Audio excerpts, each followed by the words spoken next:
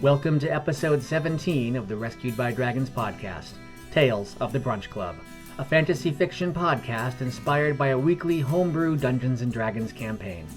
My name is Dominic White, and I invite you to picture yourself in a cozy, torchlit tavern, ale in hand, gathered around a table with other listeners, waiting to hear the next chapter in the tale of the Brunch Club. But first, a quick recap of our previous episode. In episode 16, the Brunch Club took the dead gnoll they saved from being burned on the fire to Saberhagen's sanctum.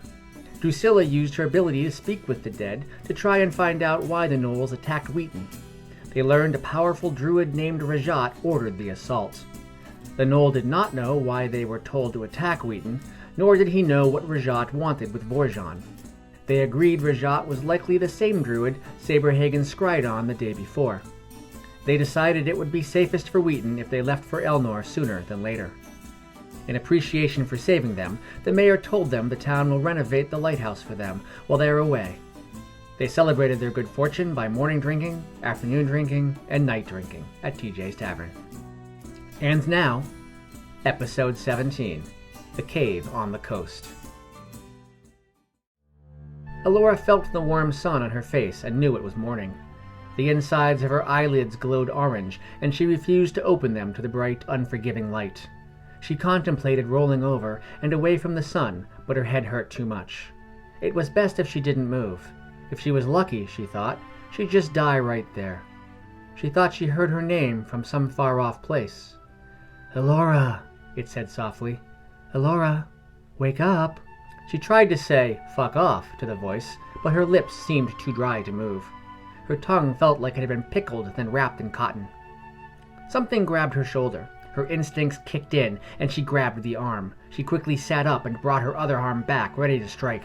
Through blurry eyes, she saw Drusilla come into focus. Then she grabbed the sides of her head as the pain made her regret such a swift, sudden action. She collapsed back on the bed, still clutching her head, but now her stomach started to churn, and saliva began flooding the back of her mouth. "Just leave me here to die in peace," she implored as she fought against the impulse to retch. Drusilla laughed, put her hand on her shoulder again, and whispered a prayer under her breath. Elora's headache vanished. The queasiness in her stomach subsided. Her mouth still felt dry, but the water Drusilla handed her took care of that. Elora thanked Drusilla for curing her hangover with a prayer of healing. "I'll have to remember to make sure I always have a cleric around when I go drinking." "We have our uses," Drusilla modestly understated. They got dressed and were ready to head out when they heard a knock at their door. They opened it to Vorjon. The paladin's armor was spotlessly polished, and his travel pack was at his feet. He was ready to go. Drusilla asked, "Where's Salas?" Vorjon chuckled. "She was a little slow this morning. I gave her some healing, though, so she should be ready soon." "I guess Salas can't hold her ale," Elora said, winking surreptitiously at Drusilla. Drusilla noticed Vorjon was put together and ready to go. "You look like you're weathering the morning just fine. Do Dragonborns not get hungover?" "I will admit, I am not 100%, but I did not want to waste more energy in case we needed it en route." Salas greeted them in the hallway. "What's up, Brunch Club? I'll tell you, nothing like having a paladin around the morning after a bender." They left the White Claw Inn and headed to TJ's. Stephen, the barkeeper, looked tired and bleary-eyed, but greeted them with a smile. "I'm surprised to see you four here so early," he smiled. "You certainly kept me up last night." Vorjon said, "Our apologies." Stephen laughed. "Are you kidding me? I haven't sold that much food and ale in one day ever. I'm looking forward to you all becoming regulars." They ordered breakfast and discussed their plan for the day. They had learned it was normally a 2-day walk to Elnor, but with the weather getting cold and the road turning slick, it could take 3. They had already reprovisioned and had 10 days of rations with them, so they saw no need to stock up before they left. The only thing they had to do before leaving was say goodbye to Saberhagen and get the list of items he needed from Elnor. A woman about Stephen's age appeared behind the bar. She had a broom in one hand and an empty burlap sack in the other. "Those rats are too quick for me. I can't catch any of them." Stephen glanced over at the table where his customers were eating breakfast. "Not so loud, Maisie. We have fancy guests here." The Brunch Club did their best to suppress some giggling. "Them?" Maisie laughed. They were here last night. Trust me, they ain't fancy. Elora waved her fork at Drusilla. She's fancy. Drusilla did not argue. She was, in fact, fancy. Salas spoke across the room to Maisie. Did you say rats? Maisie confirmed she did. Oh yeah, lots of them down in the basement. Salas looked between Drusilla and Elora. What do you say, ladies? Rat party, round 2? Drusilla was the first to stand up. She picked up her shield and sword. Loser buys the other's breakfast. Elora sighed and followed them. Maisie and Stephen stepped aside when the 3 women went behind the bar and descended the stairs into the basement. The tavern keepers stared at Vorjon with questioning looks in their eyes. He merely shrugged, picked up his plate and mug, and joined them at the bar. We are new to this land. Do you see many adventurers coming through here looking for work? The Dragonborn asked. Before Maisie could answer, they heard a muffled scream from the basement and the sound of boxes tipping over. The Dragonborn seemed to ignore it. Maisie decided ignoring it might be for the best. Usually they're just passing through on their way to Elnor. They heard Salas yell from the basement. Not me, the rat! Elora's muffled voice shouted, There's one! Drusilla screamed something that sounded like, Ow! Watch it! Stephen glanced down the stairwell, then back at Vorjon. He said, Sometimes bounties will be posted for bandits and pirates who take shelter in the caves on the coast. Some adventurers do head north into the forest to fight some of the creatures that live up there. Some of the rarer creatures bring good money as pelts or trophies. Maisie added, There are lots of rumors of strange creatures up to the north near Tor in the Aegis Mountains. Tor? Vorjon asked. The sound of shattering glass and a chorus of curse words echoed up the basement steps. Maisie described Tor as a smooth cliff face with all sorts of fancy decorations. Legend says it was carved by dwarves centuries ago. Because of the sound of more falling boxes, they couldn't tell if it was Elora or Drusilla who yelled out, One of them bit me! Sorry, Salas yelled. That was me. Stephen paused, concerned, then continued answering Vorjon's question. That's about all I can think of off the top of my head. Your best bet for work around here is definitely Elnor. Drusilla was the first up the stairs. Her hair was disheveled and she had streaks of dirt across her face. She held up the burlap sack triumphantly. It wriggled and jerked back and forth erratically in her hand. Elora and Salas followed her up the stairs with similar messy hair and grubby faces. I think we got them all, Salas announced with pride. Maisie took the sack from her and went outside. Vorjon asked, Who won? They looked at each other and shrugged. Elora answered, We forgot to count. Drusilla handed some gold coins to Stephen. For the damage, she said. They bid their goodbyes to Stephen and Maisie and headed for the sunspot. Saberhagen greeted them when they entered. Ah, there you are. He turned his dark feline head to his human familiar. Jenkins, give them the list, please. Jenkins wordlessly handed Drusilla a small scroll. She unrolled it and read the items to herself silently. Will these be easy to find? She asked. The wizard nodded. Yes. You should be able to find most of it in the Crystal District, though I'd look in the Slate and Granite Districts for more of the mundane items first. They'll be cheaper there. Drusilla glanced at the list again. And the bat guano? Saberhagen did not answer the question, but instead filled them in on some of the details of Elnor. The city is on a large hill that has been leveled into tiers. The first tier is the Slate District. That's the seedier district. Lots of rowdy taverns, slums, ungilded tradesmen, peddlers, that kind of thing. Next is the Granite District. That's where most of the working class of the city work and live. You'll find the more reputable inns, tradesmen, and stores there. The next tier is the Quartz District. That's where the military and government buildings are, and where most of the bureaucrats live. The top tier is the Crystal District. That is the seat of magical power in Elnor. It's where the wealthiest, most powerful citizens of Elnor live. It's also where you'll find the Council of the Five and the Mage College. The tallest building in the center is the Crystal Spire Library. When Saberhagen was done, Salas asked, Will Vorjon and Drusilla even be allowed in Elnor? The wizard nodded and explained, It's only illegal to use divine magic. Though when you get to the Quartz and Crystal districts, you might receive a better reception if you don't advertise your religious alignments. Elora asked, Will they let them in the library? Ah, Saberhagen said, as though he was remembering something. That's another thing. They don't just let anyone in the library. Why not? Asked Drusilla. Saberhagen shrugged. Knowledge is valuable. They hoard it for themselves like dragons hoard gold. Is there a way we can get in? Vorjon asked. The cat smiled. Of course. Just like everything else, you can buy your way in if you have enough money. Or you can try to gain favor with influential groups within Elnor that could sponsor you.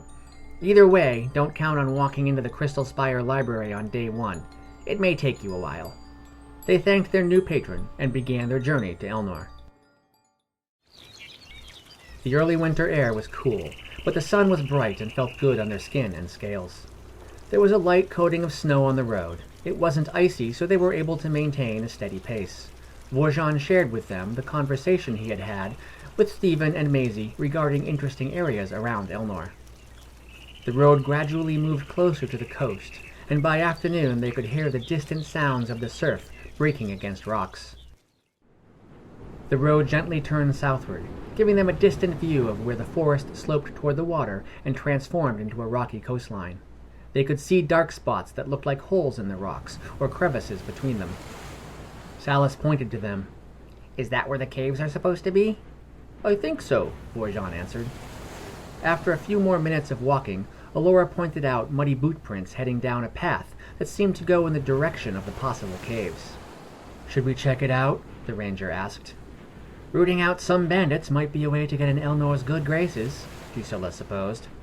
Vorjon agreed. It would be right thing to do. Salas pointed out. They might have gold. Alora tracked the footprints down the path. The others followed. The ranger was able to follow the prints easily until the path ended at the rocky shore. She could still pick out a trail of crushed lichen which led them to the first cave. The entrance was dark, but toward the back they saw the faint glow of torchlight. Vorjon went first, with the others following a few feet behind him. The rear of the cave sloped downward and narrowed into a passageway, only wide enough to let them continue single file. Torches rested in crude holes, bored into the naturally formed rock walls, every 20 feet or so. They had passed 5 torches when they first heard the low, repetitive chanting echo up the corridor.